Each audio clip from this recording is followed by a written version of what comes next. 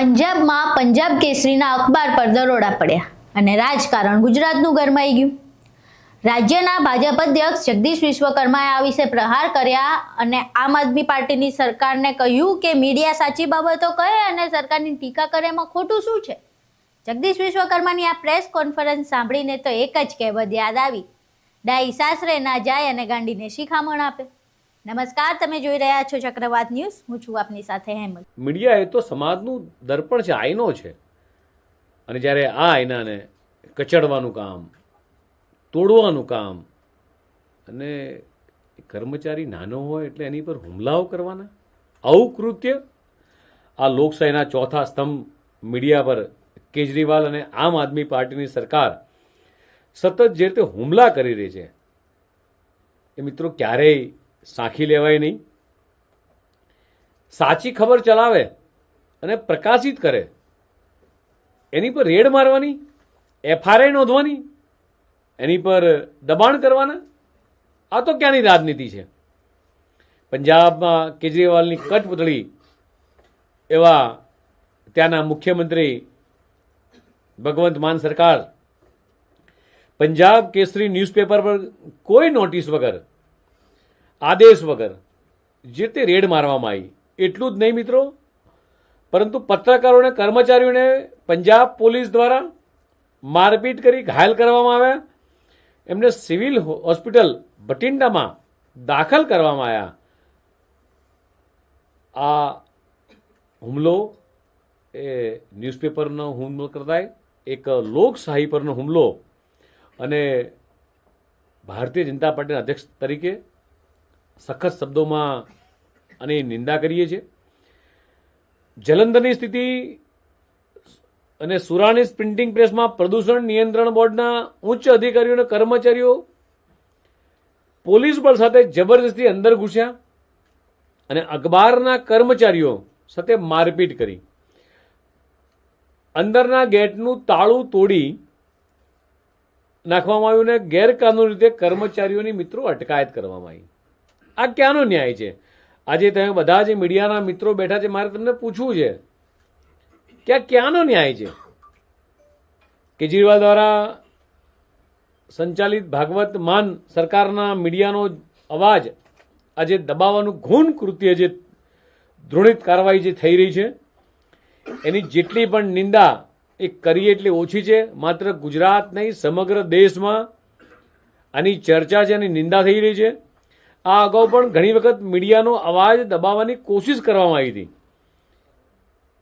10 વર્ષ પહેલાની વાત કરું તો જ્યારે કેજરીવાલ પોતે સરકારમાં હતા ત્યારે સરકાર સામે કોઈ પણ એ મીડિયા કે પત્રકાર એ લખશે તો તેની સામે બદનક્ષીનો દાવો અને કેસ કરવાનું સેક્શન 499 અને 500 આ બદનક્ષી સરકાર થઈ છે, અને કોઈ પણ સરકારના અધિકારી આવું કરે તેનું ફરમાન એ વખતે કેજરીવાલની સરકારે બહાર પાડ્યું હતું।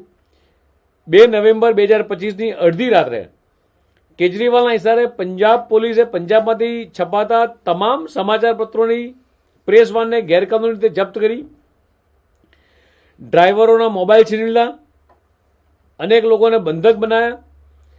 સમાચાર પત્રોમાં કેજરીવાલ વિરુદ્ધ છાપનાર જે સમાચાર છપાય છે એને મિત્રો આવા છાપાઓને બાળી નાખવાનું ઘૃણ કૃત્ય કર્યું છે।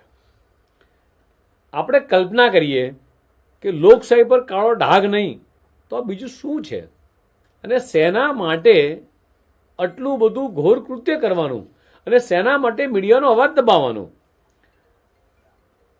પંજાબની ભાગવંત માન સરકારે કેજરીવાલના આદેશ પર પંજાબમાંથી પ્રસિદ્ધ થતા પંજાબી અખબાર અજીત ગ્રુપ પર જે રીતે હુમલો કર્યો, તેના પર જે રીતે એફઆરઆઈ કરી, જે દબાણ બનાવ્યું, કદાચ ક્યારેય આ ભારતના ઇતિહાસમાં ના બનેલી ઘટનાઓ આ આપ સરકાર પંજાબની અંદર કરી રહી છે। આમ આદમી પાર્ટી સરકારે પંજાબમાં યુટ્યુબ પર રેડ પાડી એની પર એફઆઈઆર કરી।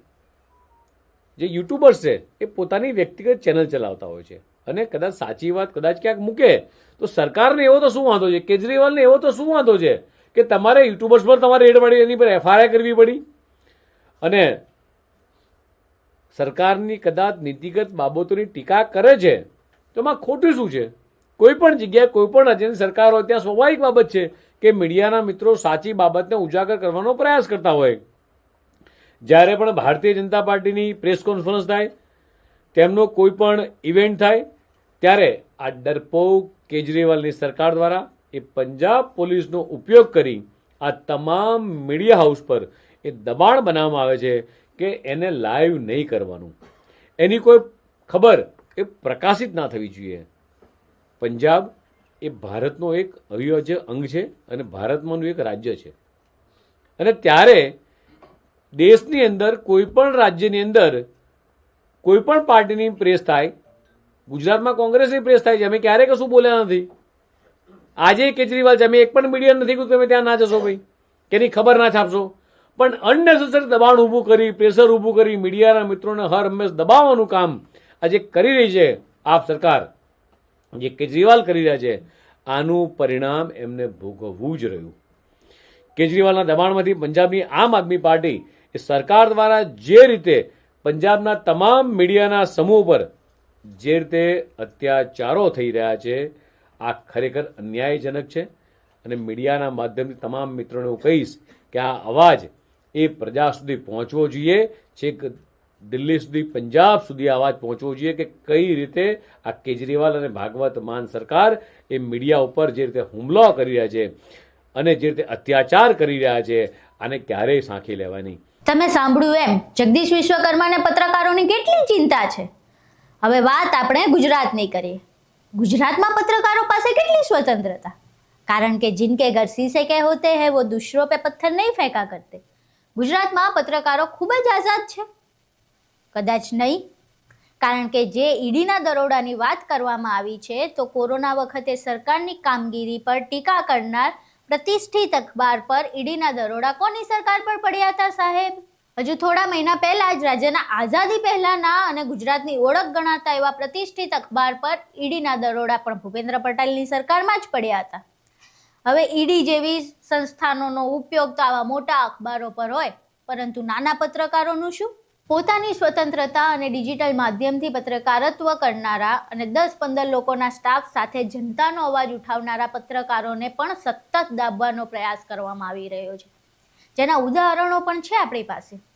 અમદાવાદ મીડિયા, જેણે મુખ્યમંત્રી શ્રીના મત વિસ્તારમાંથી દારૂનો સરા જાહેર થતો વેપલો બતાવ્યો, તો બુટલેગર પર કાર્યવાહી કરવાની તો એક બાજુ રહી, પણ પત્રકાર પર જ કાર્યવાહી થવા માંડી. એ પણ શું કહીને, તમે નો ડ્રોન ઝોનમાં ડ્રોન ઉડાડ્યું, જે પોલીસના જાહેરનામાનો ભંગ હતો, અને ત્યારથી પત્રકારને પોલીસ સ્ટેશનના ધક્કા ખાવા પડ્યા. બીજું ઉદાહરણ તુષાર બસિયા, જે પહેલા નવજીવન અને હવે સ્વમાન મીડિયા સાથે જોડાયેલા છે. નવજીવનમાં હતા ત્યારે એક બાળકી સાથે છેડતીનો અહેવાલ તેમણે રજૂ કર્યો હતો. એમાં બાળકીને બ્લર પણ કરવામાં આવી હતી. આ દરમિયાન તેમણે સરકારના કાયદા અને વ્યવસ્થા પર સખત પ્રશ્નો કર્યા હતા. તો બાળકીને ન્યાય મળવાનું તો એક બાજુ રહ્યું, પણ તુષાર બસિયા પર પોક્સો હેઠળ કાર્યવાહી કરવામાં આવી. અન્ય પણ એક પત્રકાર છે જે સમાચાર પ્રકાશિત કરે તો 250 કરોડ જેવી મોટી રકમના માનહાનિના દાવા કરી દેવામાં આવે. ભલા માણસ, ડિજિટલ મીડિયાની શરૂઆત કરનારા પાસે 250 કરોડના માનહાનિની રકમ હોય? નવજીવનના પ્રશાંત દયાળ પર તો રાજદ્રોહ સુધીનો કેસ લગાવી દેવામાં આવ્યો છે. હવે આ તો મેં ફક્ત ગુજરાતની વાત કરી, જેમાં હજુ સુધી ભાજપ શાસિત અન્ય રાજ્યોના અંગ્રેજી અખબારો કે ભારતના અન્ય ડિજિટલ મીડિયા અને યુટ્યુબર્સ તેમજ ઇન્ફ્લુએન્સર્સનો તો મેં સમાવેશ નથી કર્યો. હવે આમાં તમે જ વિચારો, ગુજરાતમાં મીડિયાની સ્વતંત્રતા કેટલી છે, અને જો એ ભાજપ હાલ મીડિયાની સ્વતંત્રતા પર તરાપ પર વિરોધ કરી રહ્યો છે, એ ગુજરાતમાં શું કરી રહી છે? શું ગુજરાતમાં ખરેખર તમે પત્રકારોને એટલી સ્વતંત્રતા આપો છો?